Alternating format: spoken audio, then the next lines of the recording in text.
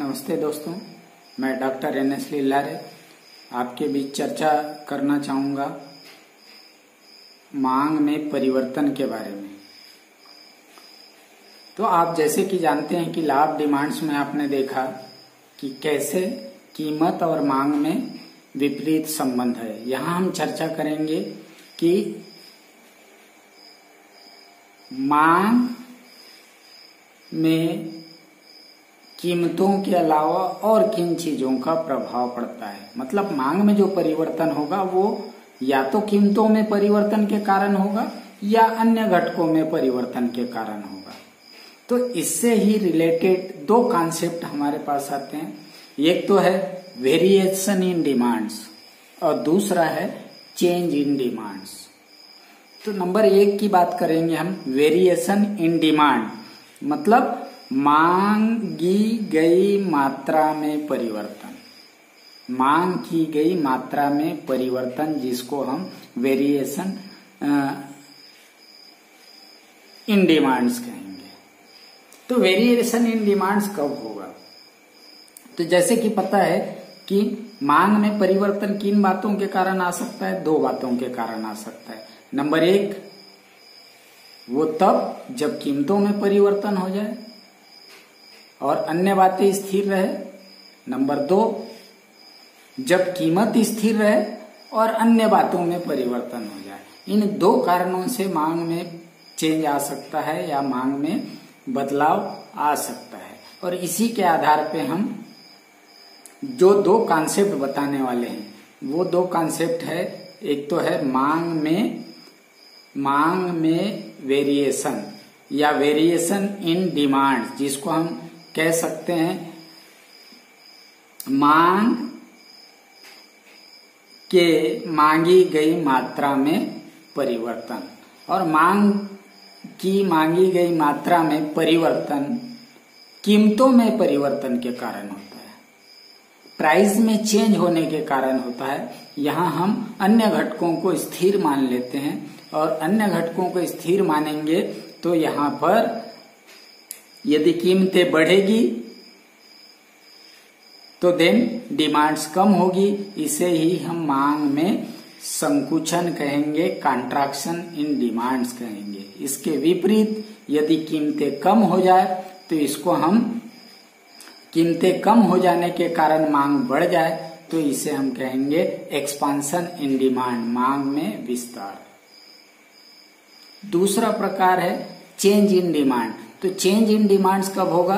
या change in demands में हम कीमत को स्थिर मान लेते हैं या कीमत जब स्थिर होता है और अन्य घटकों के कारण, अन्य घटकों में बदलाव आने के कारण, यदि फेवरेबल बदलाव आने के कारण मांग बढ़ जाता है तो उसे हम मांग में वृद्धि कहेंगे। और अनफेवरेबल बदलाव के कारण यदि मांग कम हो जाता है या मांग में कमी आ जाती है तो उसे हम मांग में कमी कहेंगे। तो इस प्रकार से हम 2 कॉन्सेप्ट के थ्रू, वेरिएशन इन डिमांड्स के थ्रू कॉन्ट्रैक्शन एंड एक्सपांशन को देखेंगे और चेंज इन डिमांड्स में हम इंक्रीज इन डिमांड और डिक्रीज इन डिमांड्स को देखेंगे। तो आइए देखते हैं एक्सप्लेनेशन के थ्रू। वेरिएशन इन डिमांड, जिसे हम कहेंगे चेंजेस इन अमाउंट डिमांडेड, जिसमें एक्सपांशन और कॉन्ट्रैक्शन का समावेश होता है, जिसे हम हिंदी में कह सकते हैं मांगी गई मात्रा में परिवर्तन, अर्थात मांग में विस्तार तथा संकुचन। अब मांग में विस्तार तथा संकुचन अन्य बातों के स्थिर रहने पर, अकेले यदि कीमत में परिवर्तन हो तो इससे संबंधित है। उदाहरण के तौर पे हम यहाँ पर देख सकते हैं कि कीमत घटने के कारण मांग बढ़ जाए तो इसे हम कहेंगे मांग में विस्तार, एक्सपांशन इन डिमांड। और यदि कीमत बढ़ने के कारण मांग कम हो जाए तो इसे कहेंगे हम मांग में संकुचन। और इस प्रकार से मांग में वेरिएशंस या मांगी गई मात्रा में के 2 प्रकार हो सकते हैं, विस्तार और संकुचन। When the demand for commodity falls or rise due to change in price alone and other factor remain constant, it is called variation in demand. It is of two types. Number 1 expansion and number 2 contractions. यहाँ पर अन्य बातों में कोई परिवर्तन न हो या अन्य बातों के स्थिर रहते हुए केवल और केवल अकेले कीमत में परिवर्तन आने पर जो स्थिति निर्माण होगा वो मांग में विस्तार का या मांग में संकुचन का स्थिति निर्माण करेगा। यहाँ पर वेरिएशन ऑफ डिमांड्स के दो प्रकार है। नंबर 1 एक्सपांशन ऑफ डिमांड और दूसरा है कंट्रैक्शन ऑफ डिमांड। तो एक्सपांशन ऑफ डिमांड्स क्या है? Expansion of demand refers to rise in quantity demanded due to fall in price alone, while other factors like taste, income of consumer, size of population, etc. remain unchanged।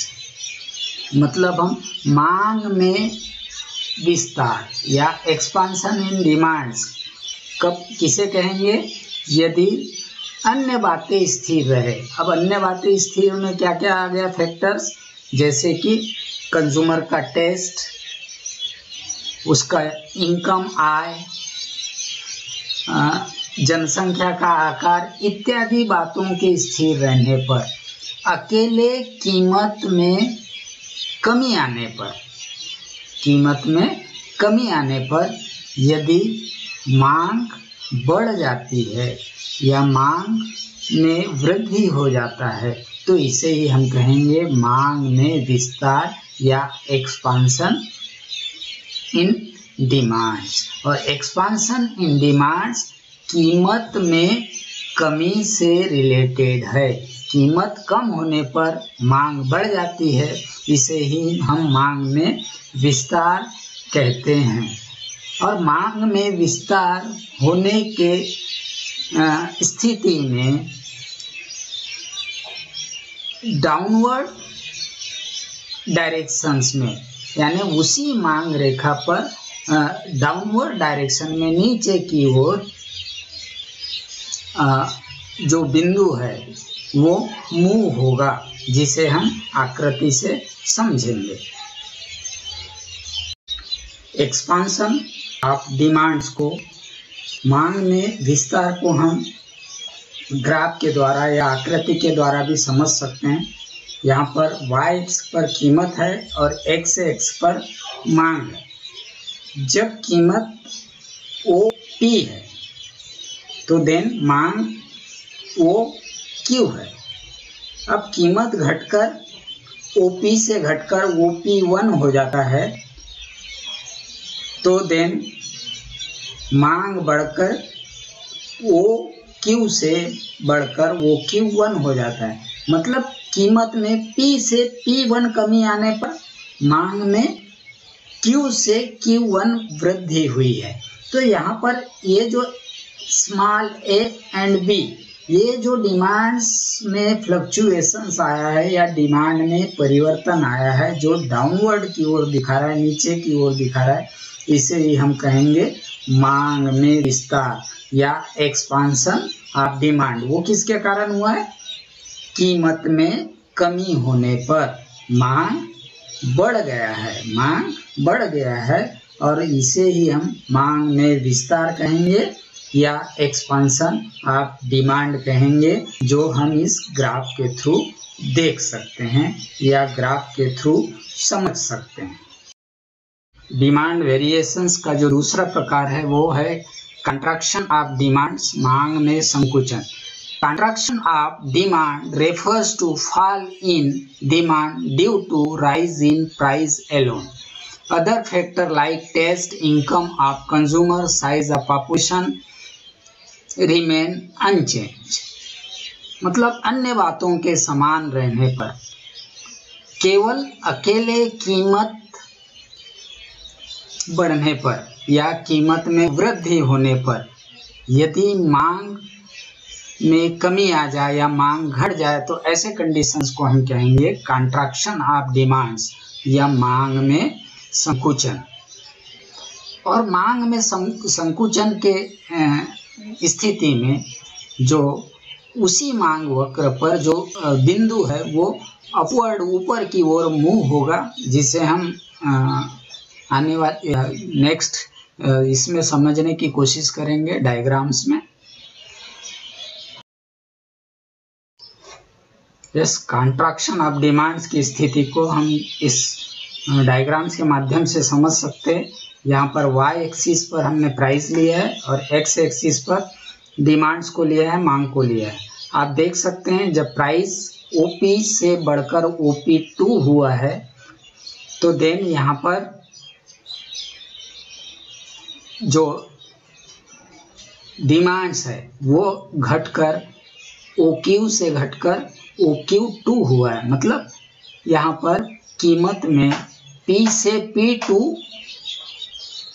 वृद्धि होने पर या growth होने पर या बढ़ने पर जो डिमांड्स है वो OQ से OQ2 कमी आई है, डिमांड्स में कमी आई है। कीमत बढ़ने पर मांग में कमी आई है और ये जो ओरिजिनल जो डिमांड्स है वो B है, B से वो घटकर हो रहा है ये बिंदु पर, जो यहाँ पर अपवर्ड की ओर बता रहा है।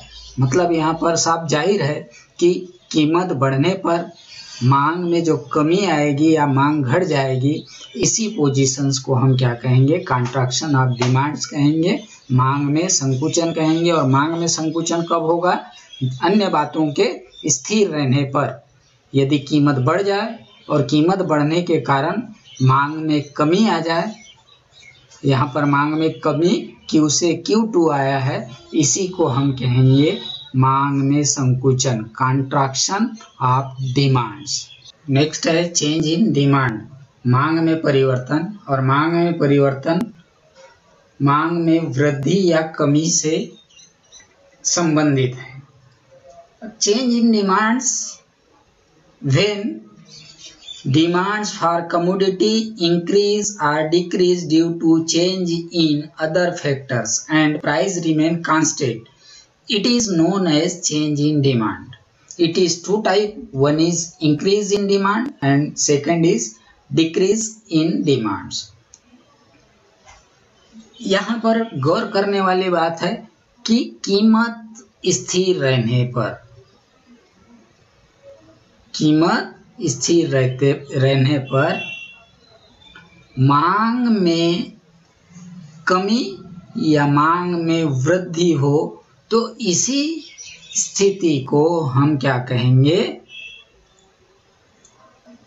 मांग में वृद्धि या मांग में कमी, या इसे हम कहेंगे चेंज इन डिमांड, मांग में होने वाला परिवर्तन। जबकि अन्य बातों में परिवर्तन हो तभी होगा जबकि यहाँ कीमत स्थिर रहे।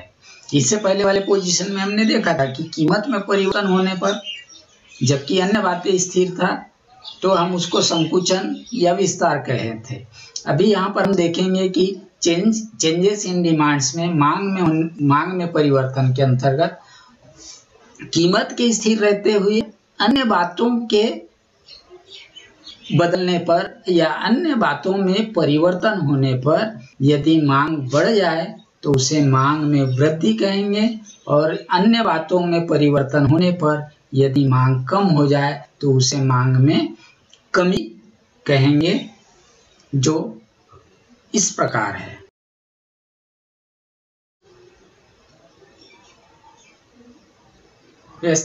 चेंज इन डिमांड्स का जो फर्स्ट टाइप है वो है increase in demand.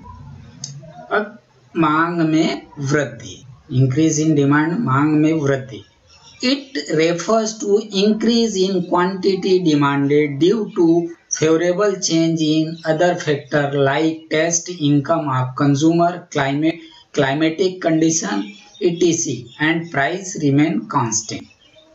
Demand curve shift to the right hand side of the original demand curve, जिसे हम आगे के जो डायग्राम्स में देखेंगे। यहाँ पर मांग में वृद्धि से तात्पर्य कीमत के स्थिर रहते हुए या कीमत में कोई परिवर्तन न होते हुए अन्य घटकों में परिवर्तन आने पर, जैसे अन्य घटकों में टेस्ट है, कंज्यूमर का इनकम है, जलवायु कंडीशन में चेंज है, इनके कारण यदि मांग बढ़ जाए तो देन हम इस कंडीशंस को मांग में वृद्धि कहेंगे। कीमत के स्थिर रहने पर, अन्य बातों में परिवर्तन होने पर यदि मांग बढ़ जाए तो इसे हम इंक्रीज इन डिमांड्स कहेंगे या मांग में वृद्धि कहेंगे।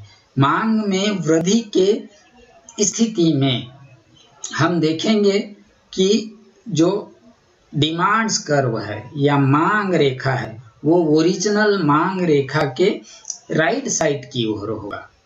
ओरिजिनल मांग रेखा के राइट साइड की ओर होगा, जिसे हम डायग्राम्स में देखते हैं।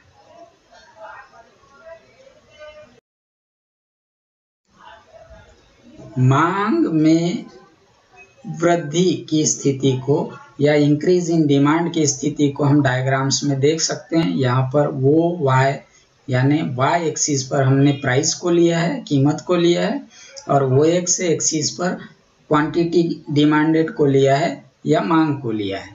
यहाँ पर आप देखते हैं कि जो प्राइस है OP कांस्टेंट है, और OP प्राइस होने पर दो पोजीशन हमको दिखाई देता है। यहाँ पर पहला पोजीशन है जब OP कीमत है तब डिमांड्स OQ है, जो प्रारंभिक डिमांड है, और जो बदला हुआ जो डिमांड है या चेंज हुआ डिमांड्स है वो है OQ से OQ1।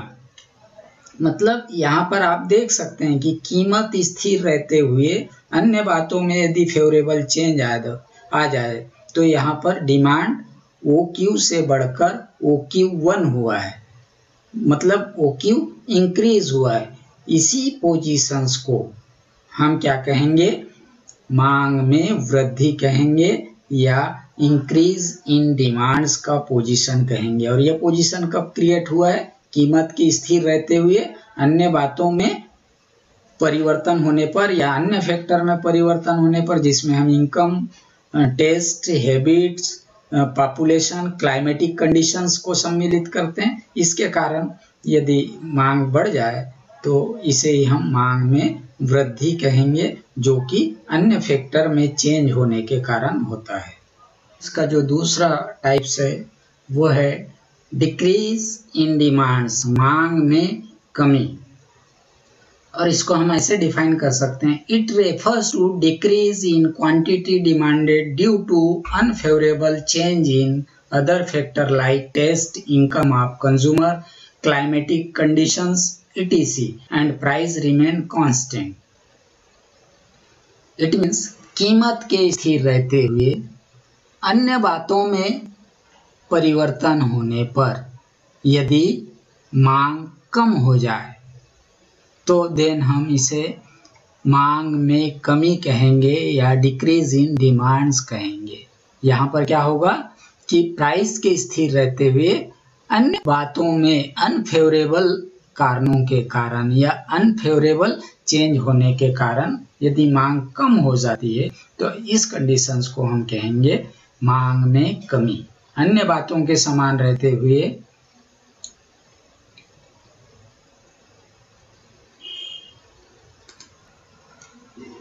अन्य बातों के स्थिर, कीमत के स्थिर रहते हुए अन्य कारणों में परिवर्तन के कारण या परिवर्तन होने से यदि मांग कम हो जाती है तो इस कंडीशंस को हम कहेंगे मांग में कमी या डिक्रीज इन डिमांड्स। और मांग में कमी या डिक्रीज इन डिमांड्स के कंडीशन में क्या होगा, demand curve shift to left hand side of original demand curve. जो मूल मांग रेखा है, ओरिजिनल मांग रेखा है, उसके लेफ्ट हैंड साइड की ओर डिमांड्स कर्व शिफ्ट हो जाएगा, जिसे हम डायग्राम्स के थ्रू देखेंगे। इस डायग्राम्स में हम डिक्रीज इन डिमांड्स की पोजीशन को देख सकते हैं। वो वाई एक्सिस पर हमने प्राइस लिया है और एक्स एक्सिस पर डिमांड्स को लिया है, मांग को लिया है। यहाँ आप देख सकते हैं कि प्राइस ओपी है, तो देन डिमांड्स यहाँ OQ2 है और वो Q है, मतलब दो पोजीशन है। कीमत की स्थिर रहने पर यहाँ पर दो पोजीशंस को बताया गया है। तो ओरिजिनल मांग यहाँ पर जब कीमत OP है तो देन ओरिजिनल डिमांड्स है वो OQ है। अब अन्य फैक्टर्स में अनफेवरेबल चेंज आने के कारण यहाँ पर डिमांड्स में O से OQ कमी आई है, जो कि जो डिमांड कर्व है वो DD कर्व से शिफ्ट होकर D2 कर्व एक नया मांग रेखा हमको मिला है। और ये जो कमी बता रहा है यहाँ डायग्राम्स में, यही कमी मांग में होने वाले कमी को दर्शाता है, डिक्रीज इन डिमांड्स को दर्शाता है। तो इस तरीके से हम यहाँ कह सकते हैं कीमत में कोई परिवर्तन ना होने पर, यदि अन्य बातों में अनफेवरेबल चेंज आने पर मांग कम हो जाती है या मांग में कमी आ जाती है, तो उसी पोजीशंस को हम डिक्रीज इन डिमांड कहेंगे या मांग में कमी कहेंगे। और इस तरीके से आप ओवरऑल देखते हैं कि मांग में कमी या मांग में वृद्धि कीमत में स्थिर रहते हुए अन्य बातों में परिवर्तन होने से निर्मित होता है। यदि अन्य बातों में परिवर्तन होने पर मांग बढ़ जाए या मांग में इंक्रीज हो जाए तो उसे इंक्रीज इन डिमांड कहेंगे, और अन्य बातों में परिवर्तन होने पर यदि मांग कम हो जाए तो उसे डिक्रीज इन डिमांड्स कहेंगे। तो इस तरीके से हमने आज मांग में होने वाले चेंज में दो प्रकार देखा। एक तो हम देखा चेंज इन अमाउंट्स डिमांडेड, जिसे हम कहा वेरिएशन इन डिमांड, जिसके अंतर्गत हमने expansion and construction of demands को देखा। और दूसरा चेंज इन डिमांड्स, मांग में परिवर्तन के अंतर्गत मांग में वृद्धि और मांग में कमी को देखा। Okay, thank you.